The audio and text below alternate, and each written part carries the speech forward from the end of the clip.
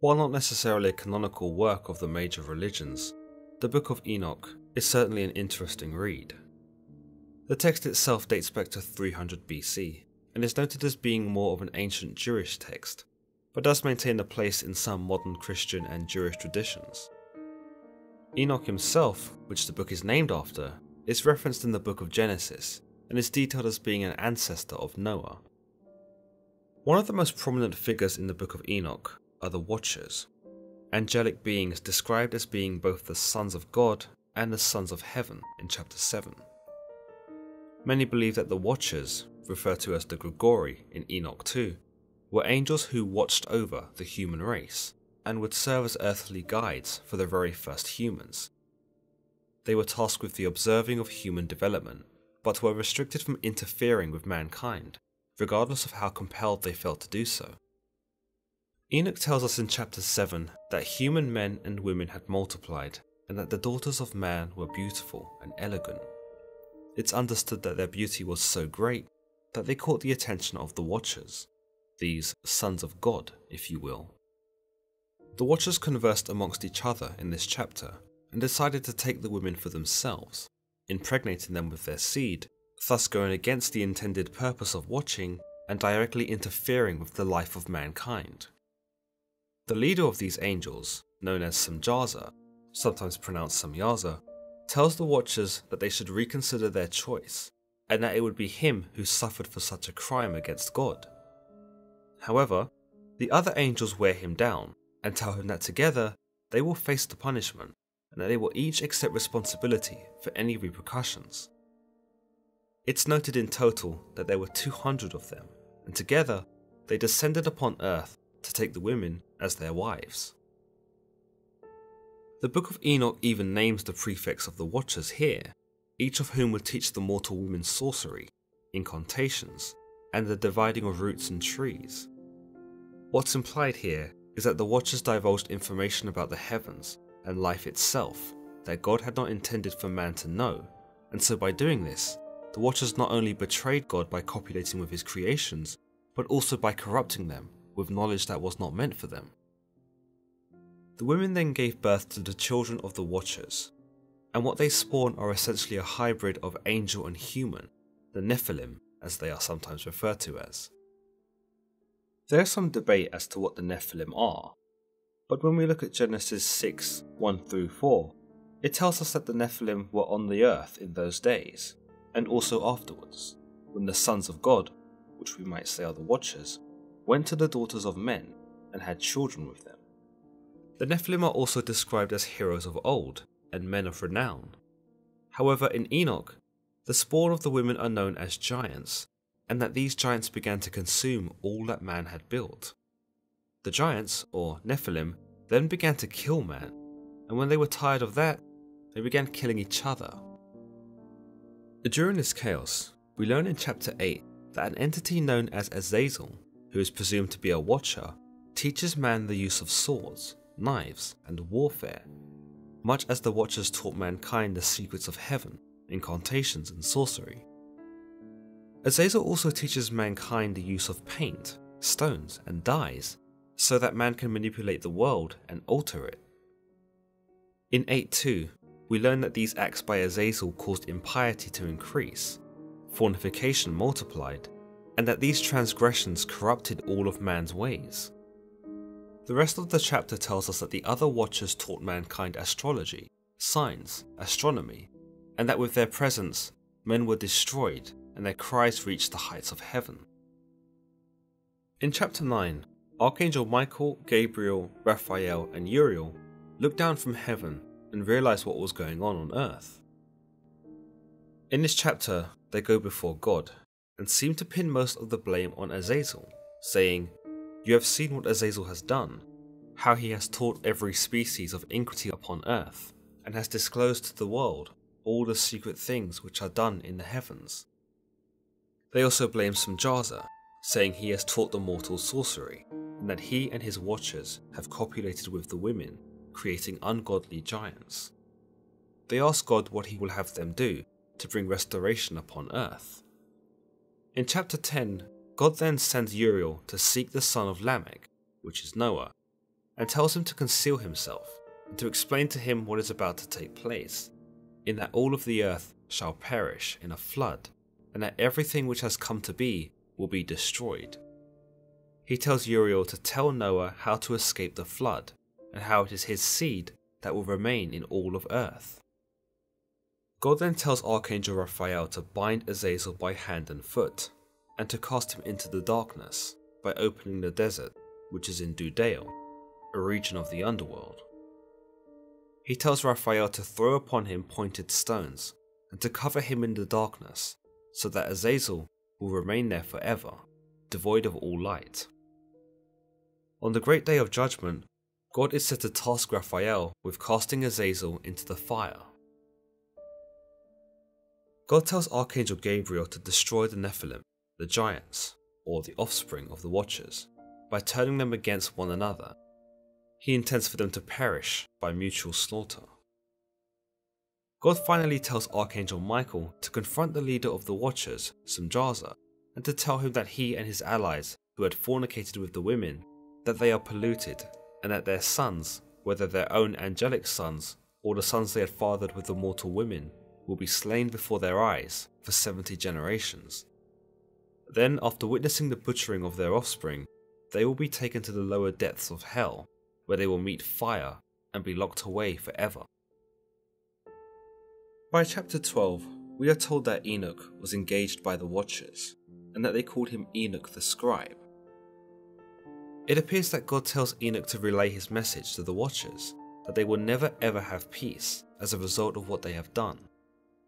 There seems to be an inconsistency here, because Archangel Michael would have no doubt already done this, as God had asked him to do so in the previous chapter. It could be that Enoch is told to do this so as to exemplify God's message, in that the Watchers are being told by both the archangels who are above them and by the mortals who are beneath them. By having Enoch tell them their fate, it shows the Watchers that they are no longer above mankind in God's eyes, for they are being told their fate by a man, thus putting them on the same level and maybe even above them. In chapter 12, 5-7, he states, "Then the Lord said to me, Enoch, scribe of righteousness, go tell the Watchers of heaven, who have deserted the lofty sky and their holy everlasting station, who have been polluted with women, and have done as the sons of men do, by taking to themselves wives, and who have been greatly corrupted on earth, that on the earth they shall never obtain peace and remission of sin. For they shall not rejoice in their offspring, they shall behold the slaughter of their beloved, shall lament for the destruction of their sons, and shall petition forever, but shall not obtain mercy and peace." In chapter 13, it's interesting that Enoch only seems to confront Azazel, the apparent main culprit in all of this, despite the leader of the Watchers being Samjaza. It's possible that while Samjaza only sought to fornicate with the women and share some secrets of the heavens, he did not share the malice that Azazel did in teaching men about warfare. Notice, Azazel does not appear to take interest in the mortal women, but seems only intent on teaching man about swords, knives, and the altering of the world, which was already designed perfectly as God intended. In chapter 13, 4-5, Enoch states that he speaks to all of the Watchers together, and that they all became terrified and trembled. He goes on to say that the Watchers begged him to give God their regrets and their repentance for what they had done, because they themselves could no longer ascend to heaven, nor bring themselves to look upon the skies out of disgrace. So Enoch prays for them until he falls asleep, only for him to have a dream and vision of punishment, and that he is told to reprove the Watchers by telling them of what he saw. Once he awakens, he approaches them and relays them of his dream, reprimanding them for what they have done. In chapter 14, Enoch explains that when he spoke, he was speaking with the word and voice of God. In this voice, he tells them that they will not be granted forgiveness as they had requested, and that they will never be allowed into heaven again, and that they will be bound to earth for as long as the earth endures, never knowing of peace. The fate of the Watchers, though, doesn't necessarily feel complete. We understand that they were bound for 70 generations under the earth, and will remain there until the day of judgment, where they are to be cast away into the lowest depths, to burn in the fires. By this logic, some would therefore believe that the Watchers are still there, underground, imprisoned at the bottom of the earth, waiting to be cast into the fires of hell in the end times. We actually get a glimpse of where the Watchers may have been banished to in Enoch chapter 21, where we see Enoch get something of a personal tour of the heavens and other otherworldly areas in the universe. In 21:2, he states, "And there I beheld neither tremendous workmanship of an exalted heaven, nor of an established earth, but a desolate spot, prepared and terrific." By 21:5, Enoch tells us that he beheld the operation of great fire, blazing and glittering, in the midst of which there was a division. Columns of fire struggled together to the end of the abyss, and deep was their descent. In 21:6, Archangel Uriel, who accompanies Enoch through this terrible place, asks him, "Why are you alarmed and amazed at this terrific place, at the sight of this place of suffering? This," he said, "is the prison of the angels, and here they are kept forever." While the Watchers are never specifically mentioned here, one can imagine that this would be the sort of place that God would keep those that had betrayed him, in a place of suffering.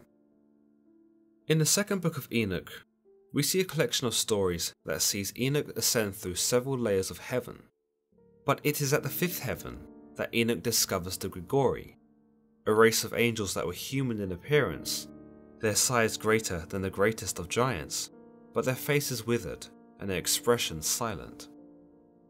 This layer of heaven was also the least magnificent out of all the layers that Enoch had seen thus far, which he described as having no service. It's understood that the Grigori in this text of the Book of Enoch 2 are actually the same as the Watchers in the Book of Enoch 1. Enoch asks the angels who accompany him through the heavens who the Grigori are, to which the angels reply that the Grigori were once led by a prince named Seth, and that they, like the Watchers, went down to earth against God's wishes, took the women on earth and had their way with them, and caused chaos with their offspring. What's striking here is that their leader is not noted as being Samjaza, but instead Prince Seth. This is not explored further, but there are those that believe that based on the similarity of the name and the role in which Seth takes, that this is a form of Satan himself. Reasons that support this include that in chapter 29 of the Book of Enoch 2, Seth is mentioned again along with his angels as being cast out from a great height. Similarities can be drawn between Revelation 12:9 in the Bible, where Satan is cast out of heaven and therefore a great height, as it reads, "Satan, who deceives the whole world, was cast to earth, and his angels were cast out with him." But furthermore, in the same chapter, it's understood that Seth attempted to place his throne higher than the clouds above earth, that he might become equal to God's power. This reminds me of Isaiah in 14:13, where Isaiah appears to be addressing Satan, quoting him as saying, "I will ascend to the heavens, I will raise my throne above the stars of God." Of course, you may also consider this to be coincidental, and not exactly evidence for the linking of Seth to Satan. In any case, Enoch proceeds to pray for the Grigori, but is quick to understand that they are damned, and that God's contempt for them is absolute. He is noted as intending for them to be buried underground forever and ever. Enoch also notes that at some point, the Grigori break into song, and that their voices carry up to the Lord in a pitiful fashion. It shows us that the Grigori are now withered and broken, that they cannot even sing convincingly enough to warrant God's attention. The fact that they try to sing at all might show us that they have remorse and sing out of desperation, in the hope that God will free them from their bounds. Additionally, you might also say that the lack of conviction in their voices is a sign of their disingenuity, that they are not sorry and are only appeasing to God so as to attain egress. It goes without saying that the lore around the Watchers is fascinating and helps to provide a compelling narrative, despite being a non-canonical text. The story, despite being thousands of years old, is sown with several themes of betrayal, morality, desire, and ambition, and helps to convey another perspective of how sin purged the world. It also provides another layer as to why God might have destroyed the world with the flood, so as to rid the Nephilim and to cleanse the land, which had been corrupted by the Watchers. It also gives us some more intriguing and profound characters to examine, such as Semjaza, the leader of the Watchers, who understood his duty and intended to stick by it, only to succumb to the peer pressure of his companions and surrender. It also gives us Azazel, the Watcher who appears to take the most blame for the incident, and shows us the extent of his wickedness, that he sought to teach man about weapons and warfare in a time when it was not needed. We are also treated in this text to comprehend the power of the archangels, such as Gabriel, who is sent to destroy the Nephilim, and Raphael, who directly opposes Azazel and defeats him. In essence, you might say that the first chapters of Enoch tease us with the concept of angels fighting angels, and serves to show us the potency of evil, that it can corrupt even those born out of goodness. But do let me know your thoughts in the comments below about the Watchers, and whether you have any more stories about them from other religious texts. Do you think that these sorts of texts should get more attention, and perhaps even be taught as doctrine, for the lessons that they contain? Let me know also what sort of videos you'd like to see next on this new Angels and Demons series. Don't forget to give this video a thumbs up, and if you haven't already, be sure to subscribe and hit that bell icon to keep notified. Until the next time, guys.